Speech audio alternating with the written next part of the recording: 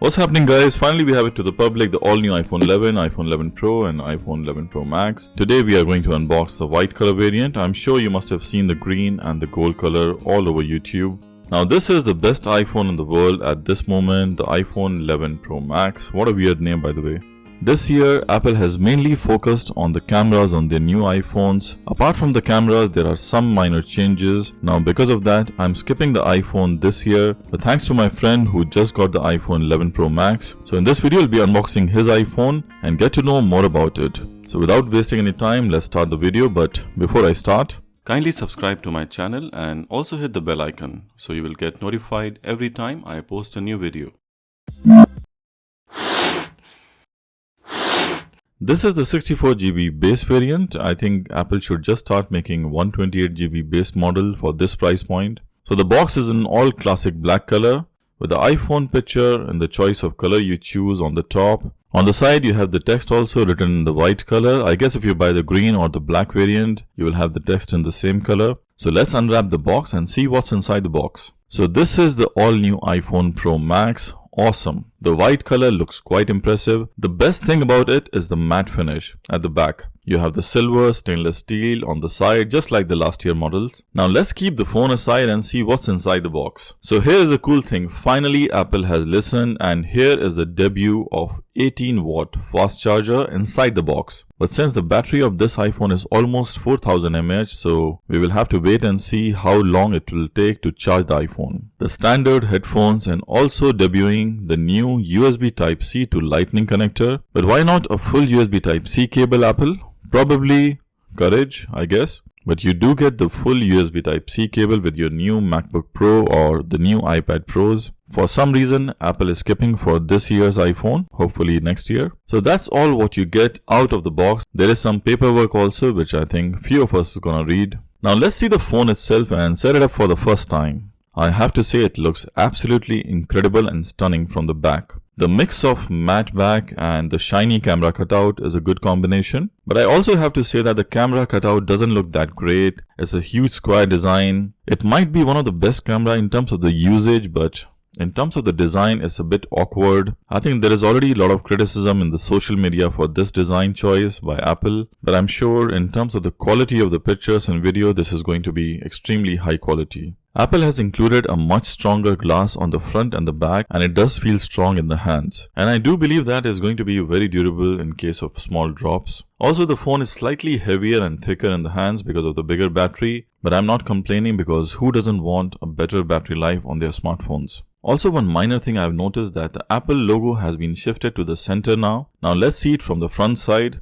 It's really strange that there is no change from the front. It looks exactly like the iPhone XS Max of last year. Same bezels on the side and the big notch for the Face ID. Apple could have at least decreased the bezels from the side. It would have made a small difference. As in the Android world, the smartphones are going almost bezel-less like OnePlus 7 Pro and also the Galaxy Note 10 Plus. But that's Apple for you. They do small changes every year. So if you are using an iPhone XS Max, you will literally see no difference at all in terms of the front of the phone. Even though Apple says that the display has been changed with a new brighter and better XDR display, but I don't see much difference compared to the last year iPhones. And no, it's not better than the Galaxy Note 10 Plus or the Galaxy S10 Plus display. As for some reason, Samsung displays are on another level if you compare with any other smartphone. But these OLED displays are also good enough. The good thing about these displays is that Apple has included 800 nits of brightness, so when you are in the direct sunlight, you can increase the brightness and see the text clearly. But overall, I will say from the front, it just looks like an iPhone XS Max, so there is no difference. The only difference you will see compared to the iPhone XS Max is the triple cameras at the back and slightly improved specifications.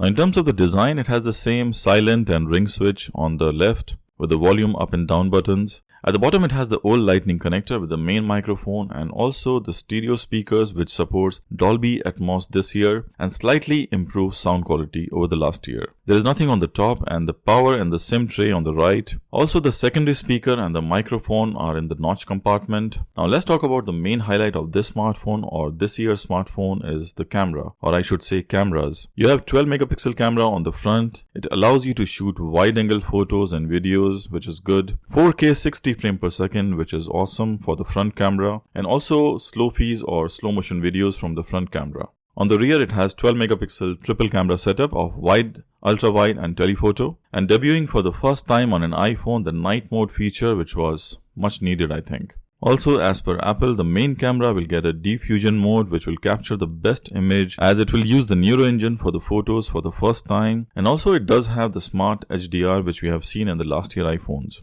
I will be doing a detailed camera comparison later on, so kindly subscribe for that. And here are a few sample images and videos which I have taken during my testing, so let's check them out.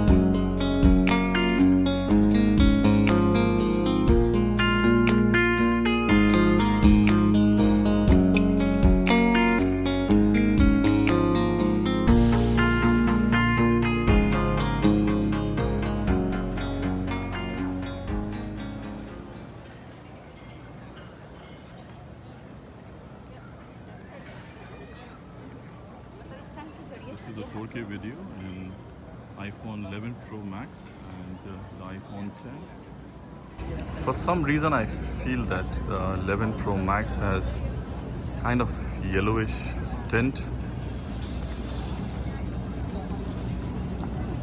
and even the dynamic range is, for me I feel that it has slightly better dynamic range in the iPhone 10. But the iPhone 11 Pro Max picture is much more crispier, and the best thing about the 4K and iPhone 11 Pro is that we can have this wide angle mode. And this is very impressive.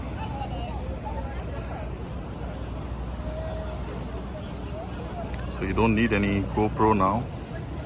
You can see the difference. It's awesome. You can get pretty much, you can get a lot more from your camera now than just the regular video mode. So this year is all about cameras, and they are good, but not the best. Pixel 4 is coming soon. Huawei has just launched their Mate 30 Pro. So in terms of the photos, I would say that it's not the best, but yes, for videography, Apple cameras are excellent for a few years now. The video quality you get is simply stunning. You can shoot 4K 30 frames per second on the wide angle mode, which is really good. But still, I will say it's not the best, as it shoots 4K 30 frames per second and a very low bitrate of 40 Mbps. So 40 Mbps bitrate is quite low compared to the 70 to 75 bitrates per second on Galaxy Note 10 Plus. Now basically, bitrate is quite important for videos, as it does give you an impressive final output, and that's why most of the decent Sony or Canon mirrorless or even a point and shoot nowadays shoot 100 Mbps bitrate with a larger sensor. So no smartphone can be compared to the quality you get out of these mirrorless or a full frame camera or even a point and shoot camera. But the quality you are getting from these cameras in terms of videos are awesome. And if you download Filmic Pro application, which is a paid application from the App Store, you can do wonders with this smartphone. Now, few things which I was expecting and I believe Apple really missed out on this year iPhones are: number one, there is no 120Hz or 90Hz high refresh rate ProMotion display. Still, we have the same old 60Hz display. Number two is very important, no 5G support. Now, this is going to be huge, not now but in few months, as most of the Android smartphones which have been launched recently already have the 5G network support, and unfortunately for Apple, they will only get it next year with their new iPhone in 2020, I think, which is quite far, and it's really sad because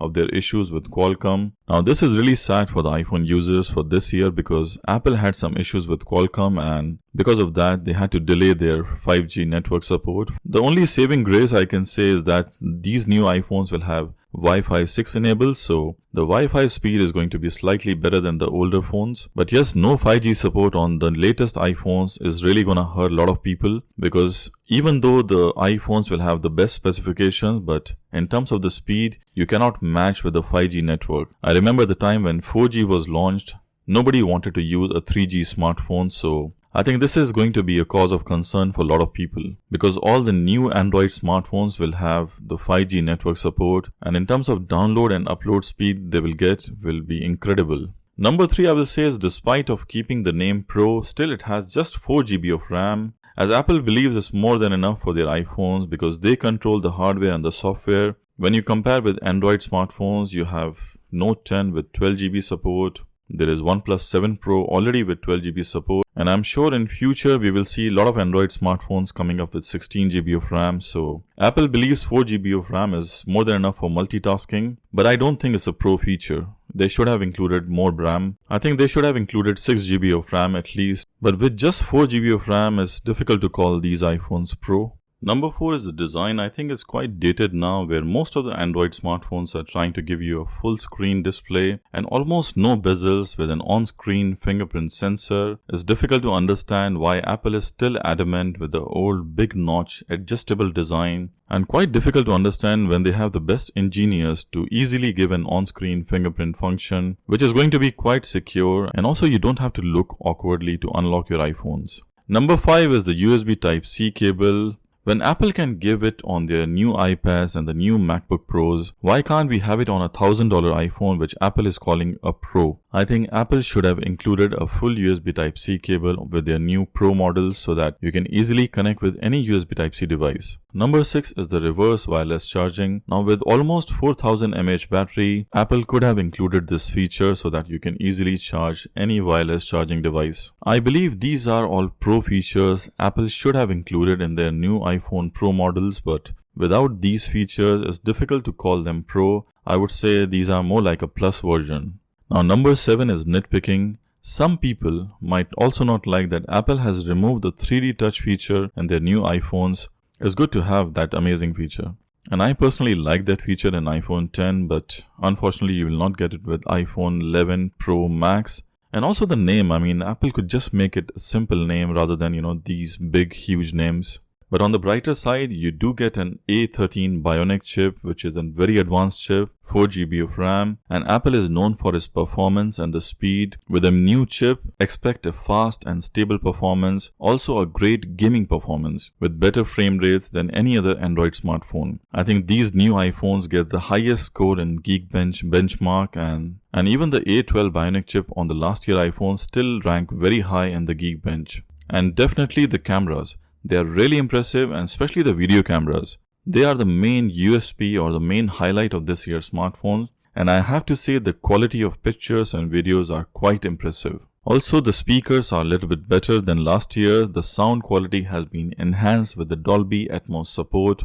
Face ID is also improved and is slightly faster. The display and the screen of the smartphone is similar to the last year, but it can get more brighter, goes up to 800 nits of maximum brightness, which is good if you're in the direct sunlight. IP68 rating, maximum depth of 4 meters up to 30 minutes, which is also good compared to IP67 rating of the last year. So overall, the new iPhones are good, but not the greatest or the Pro as the name suggests. If you have an iPhone XS Max, I would say wait for the iPhone 12 of next year, which will definitely have the 5G support. But if you are a photography lover and camera is your main priority and main focus, then go ahead and you will not be disappointed. If you are using iPhone 7 or 8, I think you should upgrade because this is going to be a huge improvement over the iPhone 7 or 8. So guys, that's all for this video. I hope you liked the video. If you liked the video, kindly hit the thumbs up and subscribe to my channel. I will really appreciate that. I'll be making more videos on iPhone 11 Pro Max for its camera comparison. So stay tuned if you want to watch that.